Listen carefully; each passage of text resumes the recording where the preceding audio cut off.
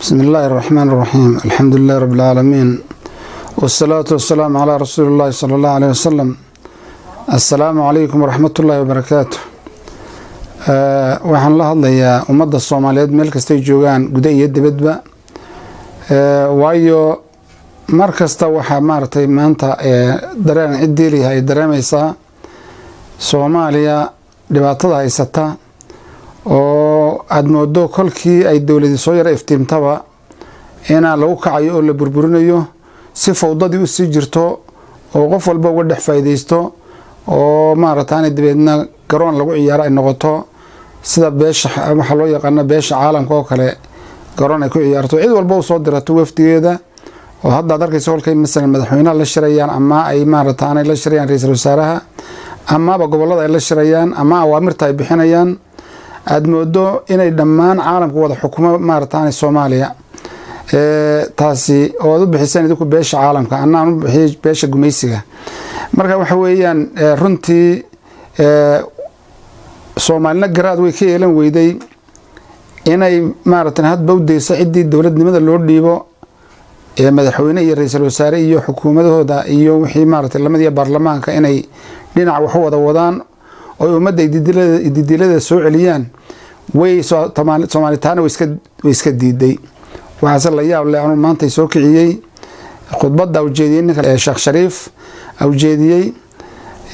oo kula sheegayay in maartaan dawladani hadda uu hogaamiye Farmaajo iyo Xasan Khayre ay ka saari doonaan xamar oo sidii looga saaray shabaabka iyo sidii looga saaray Itoobiyaanka iyo sidii looga saaray warlordski iyo waxa uu soo sheegay si lamida looga saarayo horta waxaan u maleynayaa cid damiir laho Soomaaliya oo maanta arintan maqashay oo aan maartaan ka dhididaynin ama ka dhidhiyeynina inay yartaan u maleynayaa maxaa yeelay shalay isbaa waxay madaxweynuhu ahaa id maartaa la dagaalantay ama waati xamar waa laga saarayaa tiri ma jirin waxa kale oo leedna meesha yaala hadii maanta uu maartay say hadda balangeeranayaan hadda maanta ka maqlay meediyaha in isaga iyo kooxdiisii madaxweynaha kale ee Xasan Maxamuud iyo niman maartay mucaarado fara badan oo baarlamaanka qaar ku jiray ay ka mid yihiin in loogu yeedhayay Imaaraadka ay maartay Abu Dhabi tagayaan deedna loo ballan qaaday hub iyo lacag wax waxay doonayaan laakiin Soomaaliya waxaan weydiiyay lacagtaas iyo hubka ayaa lagu dagaalamayaa halkeena lagu dagaalamayaa waxa lagu dagaalamay waa dawladda maanta jirta itaalkeed wuxuu doonaba haadee kulliiba maartaan naftiba laga saarayba oo aan islaahay yana wax alla waxay ku nool yihiin ma jirto sababtoo ah daqiiqad kasta iyo saacad kasta waxay maqlayaan wax iyaga kullid ah oo dawladooda kullid ah oo barnaamijkii dawladnimo kullid ah ay maqlayaan oo maartaan runtii aad ka yaxaysato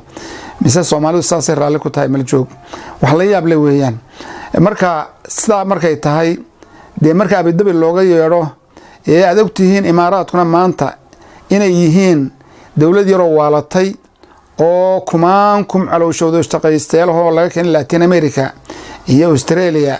oo aad ogtihiin ninka wata maartay dhowr jeer horaan hadii sheegay uu yahay Eric Brice uu yahay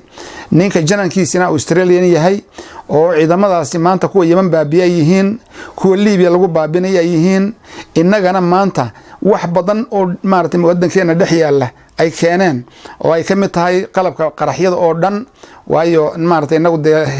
shabaab wax qarxiyay wax banaanaaye laakiin xaqiiqada marka loo noqdo qaraxyadani waxyaabaha maartay waaweyn ee saldhiga u ah waa wax Imaaraadku keeneen oo diblomaasnimo ku soo gariyeen xamar oo xiriyahoodii geysteen deedna markii dambe maartay lagu rajacidi ku shaqalayd marka waxa weeyaan Soomaalidu ma maartay aqli yari baa la nabidayaa malaha ma fikiraan baa la leeyahay wadan kama la leeyahay wadaniyadii islaamnimadooda waxba kama jiraan baa la leeyahay ma waxaasan masaasan ku qanacnaa oo kii cadhoodaaba ama kii dawladda ka soo horjeedaaba oo Imaaraadka u cararayo oo dawladna uu maartay leeyahay Imaaraadka inay leeyihiin wixii aad maartay dawladda ku baabin lahayd baan ku siinayna Axmedowada ogtihiinoo ay Imaaraadkii maartay la dujoogan lacag Puntland bay la dujoogan lacag oo wadanka intii badan ma qabsadeen maanta Puntland waxa ka taagan wada arkaysiin ninkii baarlamaanka Puntland haystay oo isna gobol dhan maanta goostay kolkii la eriyay oo maartay maanta lagu dhawaaqayo gobol hor leh oo la yiraahdo Maakhir oo ka kooban Sanaag iyo sool iyo meesha cayn la dhahday buuhoodla ah intaasina ay noqotay markaa dawlad kale Soomaaliya xageed ku socotiin xagee ku socdaan madaxdeena waxa siyaasiyiinta ku sheegtaan anigu madaxba kuma sheegi karee halkay u socdaan degodka aakhiro kolku qofku dhinto haduu maarta ilaahay naarta ka badbaadiya uu ku nastaa war god aakhira dhaanta san maanta Soomaaliya ay ku taagan tahay Soomaaliya ay ku taagan tahay god aakhiro oo ilaahay maarta qofka naarta ka badbaadiya oo jannada ugu ballan qaado ayaa dhaanta runtii dawladnimo waa tii la garanayay ummadnimo waa tii la garanayay islaamnimo waa tii la garanayay xageen ka garab marnay madaxdeena maanta waliba rag idiloo ducaada sheegan jiray waxaan sheegayaa ragga maartaanay Sheekh Shariif leh maartaanay Xasan Maxamuud leh Cabdiraxmaan maartaanay Shakuur leh Cabdikariim Xuseen Guleed leh iyo rag badan oo ogahay waxay hayaan ra'yiga xataa danay waxaan ragii ku jiri jiray dacwada bay hayaan dacwada ku wada jiri jirnay islaamnimadii xagay martay dacwadii lagu hadaaqay iyo midnimadii islaamku iyo wax iska dhaaf Soomaaliya islaamka lagu hadaaqay xagay martay waxa weeyaan hadda waxay la tahay kolka ay qofka adduunyo qaadato damiirka ka luma hunguri baa ka soo baxa qabiyalad baa ka soo baxda xumaan dhan baa ka soo baxda aan waxaan leeyahay kuwa mucaaradka maanta sheeganina waanu nasteexaynaya mar hore waxay iga cabanayeen iyagoo Kismaayo jooga maxaa ku galiyay badaas oo maxaan u galaynin kolka masalan Kenya ay maartay halka ku talinayso ee Soomaali kala qabiinta ka talinayso ee maartay Kismaayo ay noqotay meeshii lagu qaybin lahaa Soomaali marka labaad ee xamarna laga dagaalami lahaa ee maartay badeedii dhulkeedii la iibin lahaa maxaa lagu aamusadeer anu wadii maartay kulli nin shaqo dawlad ka rabana ma yihi nin madaxnimo ka rabana ma yihi laakiin nin mutacallima oo dadka maanta dibadaha ka dhiga ee professor lagu sheego ku kamid u humbaanahay laakiin wadankiisa iska jooga oo dareemaya hadii Soomaaliland tahay hadii meel kasta tahay dibta taala dareemaya humbaanahay waxaan idin sheegayaa maanta hadii uu Sheekh Shariif sida ka dhabeeyo oo usbuuca soo socda ama maartay kan lagu bijiraba ay hubka doontaan oo dabeedna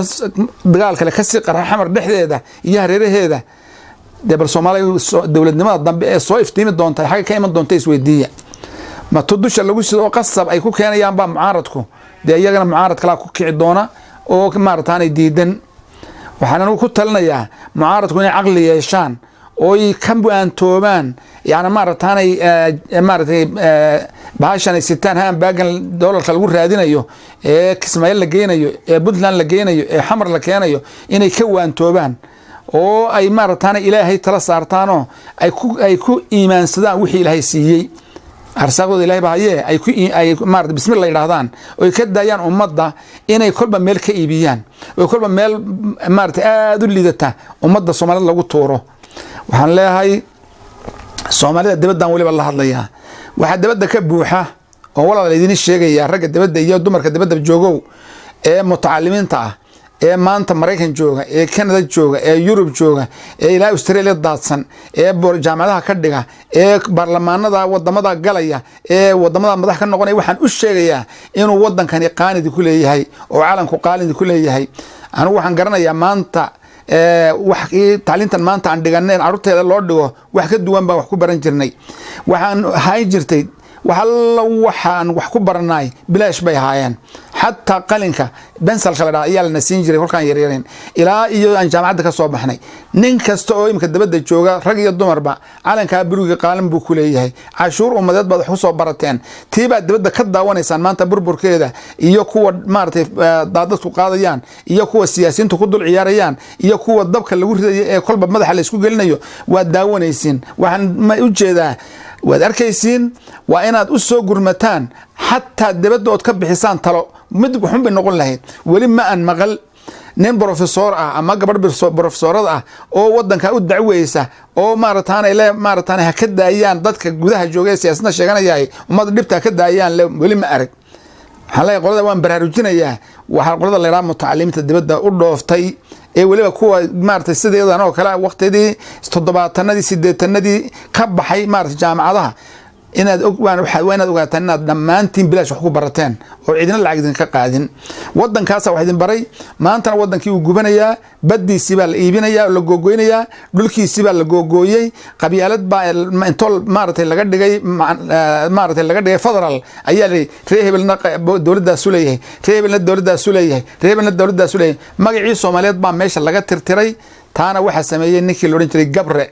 maaragtay Tigreega ahaa oo dowladda Tigreega u shaqeynayay. maanta de Tigreegi uu dumay, Gabrana uu tagay, laakiin cidii uu beeray iyo nidaamkii uu dhigay wakaa Soomaali maanta saa u galaya, wakaa maanta Soomaali saa u galaya. haddii maanta sidaa Soomaali ka tanaasuli weydana, ninka Erdogan la yiraahdo khayr qabaha ah ee wadanka Turkiga hogaamiya ayaa 2012 ayaa wuxuu yiri haddii Soomaali gacan gumaysi madoobay ku dhacday ay aqbali weyda inaan ka saarno, ha ogaatay inaad la qaybsan doono oo qurqur loo qaybsan doono. taariikhdii waad ogtihiin kolkii Soomaaliland iyo Soomaalida kale la isku geeyay Istanbul, khudbadii awjeediyay bay ku jirtay, khudbadii awjeediyay 2012 ayay ku jirtay. haddayna aqbalaana waan xoreynaynaa, haddii kalena ha ogaadaan in la qaybsan doono oo qolo walba ay in qaadan doonto. maanta halkaasaan taagannahay. waxa weeyaan kala qaybsigii miyaan yeelaa oon maaragtaanay qolaba qaybi gaal madooba qayb qaataa iyo ku cadiba, mise waxaan noqonaa dowlad. maanta runtaan isku sheegaynaa nimanka xamar jooga ee maanta dowladda haya ee Cabdullaahi Farmaajo, ninka Maxamed Cabdullaahi Farmaajo la raahdo iyo ninka Xasan Xal Khayre la leeyahay hogaaminayaani iftiin yaroo dowladeed amar raja ah. anu dowlad weyn oo wali soo baxday ma arkayo, laakiin iftiin dowladnimo ayaa ka soo iftiimaya. waa taa la rusheynaya ee Kenya ku dadaalayso, ee igad ku dadaalayso, ee reer galbeed ku dadaalayaan, ee khaliij ku dadaalayo, ee wax alla waxa jiritaanka Soomaaliyeed nacabi ay ku dadaalayaan. waa iftiinka yara soo baxay waxa lagu duunaya. waad ogtihiin مثلا Turkiga iyo Ruushku maanta inay ballan qaadeen inay wadanka dhisaan, ciidankiisana dhisaan, oo badda u dhisaan, oo cirka u dhisaan, oo dhulka u dhisaan, oo wadan jira ka dhigaan. haddaba wayna bilaabantay ma waxa la leeyahay kuwani maanta waa mucaarad la leeyahay ayaa la wataayo iga dabada ka wada oo beesha caalamka ay sheegtaan reer galbeedku hogaaminayo ay maartay dabada ka wada oo leeyahay iftiinkaasi dumiya illa dumiya. Soomaaliya waxaan leeyahay anu waxaan maartaanay nin mutacallim oo siyaasi haddana oo hoobaanahay sheekhna ah, islaamnimana inaan ku dhinto doonaya iyo wadaninimo. waxaan idin sheegayaa sida maanta ay Soomaali tahay iyo sida maartay loo maamulaya iyo sida loo maartaanay kuwii wax maamulaya loo eriyanayaaba. ninku miyuus daafici mise ummaddu wax u qaban 24 saacadood nin la caayayo, dad la caayayo, dowlad la caayayo, xukuumad la caayayo oo la ceebeynayo oo saw mucaaradu kii ceebaha intuu hadduu tilmaamanayo odhanayo warsaa wax loo qabto oo saa loo hagaajiyo un odhanayay Soomaa heerim ku xigaadhil raa'im waar hubbaan doonaynaa xamar baa idinka saaraya, xamar baa idinka saarayadaas haddayna macna idin sameynaynin. waxa weeyaan wixii ka soo socda Soomaaliya iska sugade mar haddii xamar mar kale la isla soo galo oo nin walba hubkiisa la soo baxo oo warlordski soo noqdaan oo dabeedna maarataanay baddiina la iloobo oo wax walba la iloobo. waniga Farmaajo maanta waxa ku filan inuu diiday cid kasta oo ku maslaxay badda kala hadal, Kenya kala hadal oo iska wada diiday meel kasta oo loo joogsaday, America, Sochi oo maray oo Ruusha, meel kasta oo Carabta, meel walba looga yeeray oo la iska diiday. intaas ku filan inuu diiday maxkamadaasi wax ka sokeeyay inuu diiday. Soomaaliya waxaan leeyahay qofkii wax garanaya ee muslim ah shahaadanayo muslim weeyaan Soomaalinimadu magaca Soomaalinimada aan badbaadino, islaamnimadeenana aan badbaadino. intaas ayaan anigu idin soo jeedinayaa. waxaan leeyahay maarataanay weliba khaasan dadka dibadda jooga mutacallimiinta oo war wadankiina u soo gurmada.